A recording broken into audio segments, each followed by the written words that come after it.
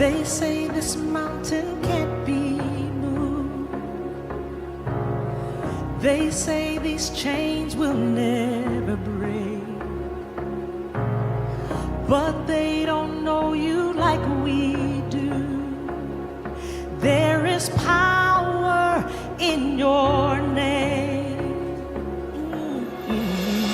We've heard that there is no way through. We've heard the tide will never change. They haven't seen what you can do. There is power in your name. So much power in your name. Move the immovable, break the unbreakable. God, we believe. God, we believe for it. From the impossible, you'll see a miracle. God, we believe. God, we believe for it.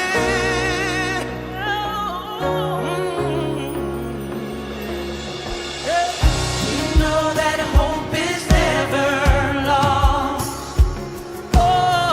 For there is still an empty grave. God, we believe no matter what.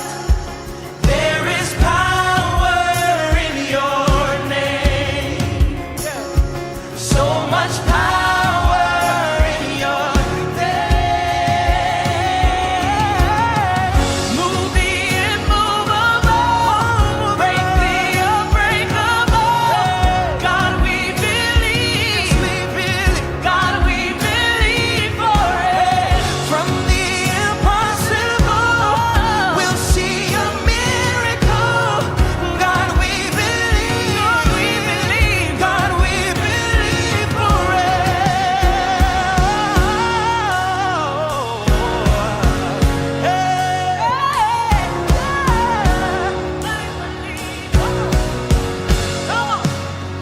You are the way when there seems to be no way. We trust in you, God, you have the final say. You are the way when there seems to be no way. We trust in you, God, you have the final say. You are the way when there seems to be no way. We trust in you, God, you have the final say.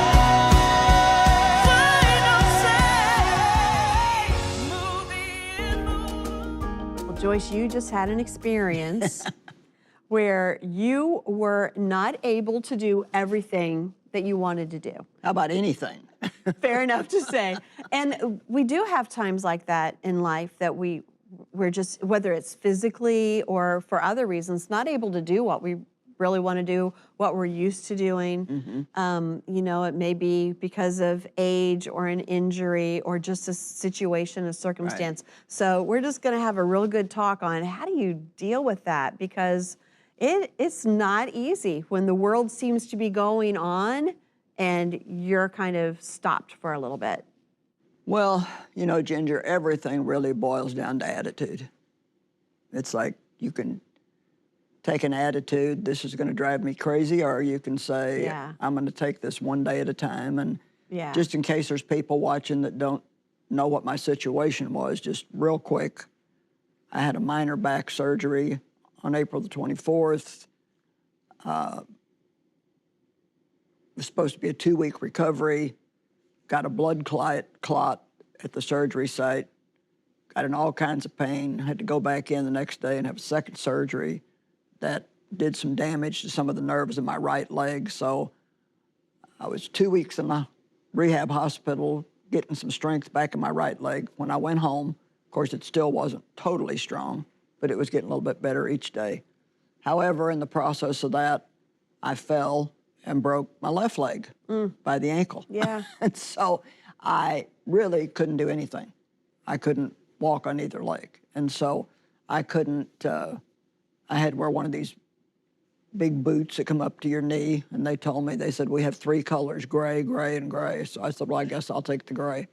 And so I really couldn't, I was having a hard time wearing my regular clothes, and I mean, it was just. Well, you had a long time that you couldn't It was a put any mess. weight on it. You couldn't do Yeah, I anything. couldn't do anything. A long So, time. yeah, I was in a wheelchair for quite a while, and then, of course, I know there are people who are in wheelchairs all the time. Mm-hmm. And so I'm not saying that for pity's sake, I'm just saying that it really put a halt on my life. Yeah. And it lasted, I'd say, a total of, I mean, I'm good now.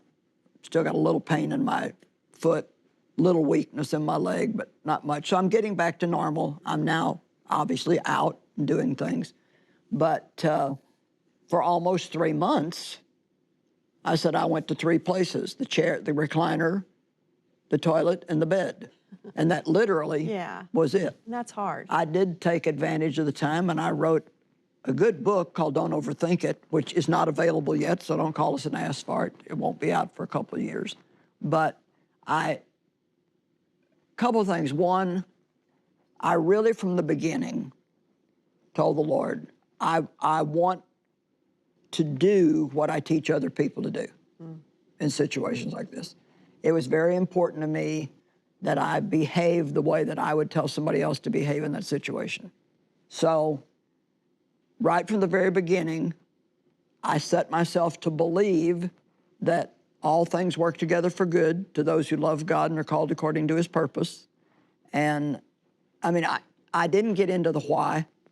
I think people, not that you can't ask God why, he doesn't get mad if you ask him why, but usually all you do is confuse yourself because you don't always get answers, or sometimes you think you got an answer and then it turns out not to be the answer. There are times when God will tell you why, but I didn't get into thinking, you know, did I do something wrong that caused this? Did I open a door for the devil? Now, I did ask God, if I did something that opened the door, please show me. But I don't believe in going on digging expeditions because you just get yourself in trouble doing that. And I just decided I had to take it one day at a time and not, you know, when you let your mind start going to, oh man, 12 weeks. I mean, they told me I'd have to wear this boot 12 weeks. I mean, I counted up how many days that was. It was like, oh my gosh, that's almost 100 days. What am I going to do? And of course, we had to cancel some conferences, which I hate disappointing people, and I hate not being able to do what Couldn't do what you wanted to do and felt called to do. Yeah, what's said to do. And it was a challenging situation, but I was so blessed. My family pitched in and helped. I mean, I really, for quite a while, couldn't be by myself at all. I had to have somebody with me 24/7 because I had to have help going to the bathroom and all kinds of stuff. And so my family, I have 4 grown children and daughter-in-laws and my husband, and they actually took shifts, 4-hour shifts, and somebody stayed with me all the time. And one of my daughters stayed with me all the time at night, and then she didn't stay during the day. And we had a lot of laughs. I mean, I watched a lot of good movies. I read books. I refused to get into feeling sorry for myself. It's just all those things are so tempting, but they don't do any good at all. And I know there are people watching today that have much worse situations than what I'm talking about. But attitude, it really makes all the difference in the world. So when you really had that realization, I am not going to be able to do these things that I normally do, that I feel like God wanted me to do, how did you begin to process that in a different way? Because it's a big change for anyone to go through that, where from one day to the next, well, things are different now. It's all in your thinking. Your thinking is what develops your attitude. And, you know, I always say that when something changes, if you don't like the change, the first thing you need to do is change your mind about the change. Yeah. In other words, let's just say that we make a decision here at work. and not everybody likes it. Well, it's going to happen anyway, and so they might as well change their mind about the change we're making, and then it can be pleasant for them. Right. But anything, you know, something changes on your job, whatever, they Yeah. move you to another office you don't want to be in, Yeah, or sure. you know, there's all kinds of things that happen in our lives that we don't like. Yeah. And Yeah. but there's nothing you can do about it. It's something that's out of your control. Well, I couldn't unbreak my leg, and I couldn't undo the, you know, the damage that had been done to my leg. I had to give it time to heal and Yeah. do the therapy and do the exercises. And, you know, that's not always fun because it doesn't feel Painful, good. It hurts. yeah. And, you know, a lot of people, they said it's amazing how many people won't do their exercises, and they just never really get over the damage that was done to themselves. And so I encourage anybody watching, if you've had some kind of damage or an injury and they're telling you to do physical therapy, you need to do it. And it may not be easy, but it's easier than staying in that same situation your whole life. And so really the whole thing, no matter how you go about it, is it's in your thinking, Yeah. and it's in your attitude. And, you know, I had a couple days where I started to feel kind of like, and then, but I would just say, nope, I'm not going there. Yeah. I'm not doing it. I've lived my life like that in the past, and it doesn't help. It doesn't make the time go by faster, Yeah. and people don't want to hear it.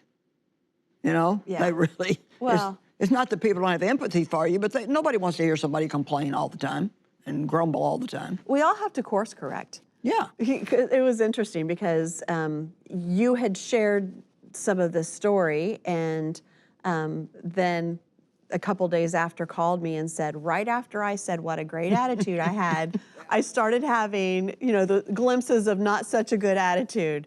But it made me feel better about life in general.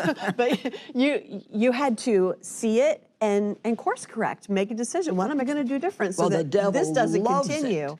The devil loves it when you give a testimony about a victory Yeah. to try to take it away from you. Yes. And the very next day, I had 2 different attacks on my mind of starting to feel sorry for myself. And I had to say out loud, no, I am not going to go there. Yeah. So how do we help someone in our life, someone who's a friend, someone in the family, in our church, who is now at a point where they're perhaps isolated, can't do what they used to do? How can we be an encouragement? What things are important? Well, like I said, my family helping me. I think when you know somebody who can't do things for themselves, get practical, put a little bit of action to your empathy. You know, the Bible says that Jesus was moved with compassion.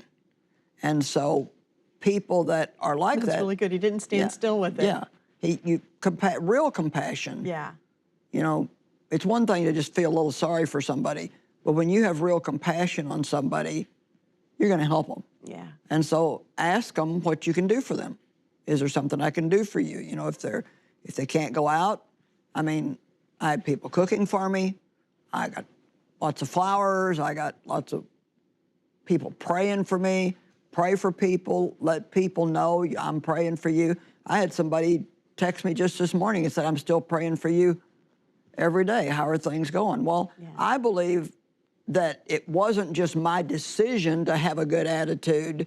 I think that people praying for me was what gave me the strength to have that good attitude. We don't do anything apart from God. Apart from me, you can do nothing. And so, yes, there is a decision involved, but you can't do it just on decision. You have to pray that God will help you, and you need to give him the credit and give him the glory. And I know that I couldn't have done that without God because I'm a very active person. I don't like to not be able to do what I want to do. And I had all kinds of people telling me what to do. Yeah. Don't do this, I'm don't do sure, that, be yeah. careful, don't do this, don't do that. And I'm like, you know, how many doctors am I going to have? And they weren't all real doctors. So, you know, it was Dr. Dave and, you know, and, you know, Ginger, there's no point in fighting something that you can't do anything about. Yeah. Yeah, because for some people, what we're talking about will be a permanent change. Right. Something that has shifted in their life, in their health, and there's an adjustment to be made because it's not going to be the way that it was before. So often we frustrate ourselves trying to get rid of something that only God can do anything about, or trying to get something we don't have that only God can give us. And so we really need to learn, like Paul said, I've learned how to be content, whether I'm abased or abounding, whether I like my circumstances or I don't. I've learned to be content. And I think he learned it probably by doing it the wrong way and seeing how miserable it made him, and then realizing that he could still have joy in every situation, but he had to have the right attitude in order to be able to do that. Yeah. Any final encouragement for someone who might be having a hard time with that right now? Well, trust God that you're going to get better and better every day. And I don't think anybody has to just say, well, you know, this is my lot in life and I'm never going to get any better. You can always believe that you can get better because God is a miracle working God, and ask God what you can do to be a blessing to other people while you're in that situation. And just remember, one day at a time.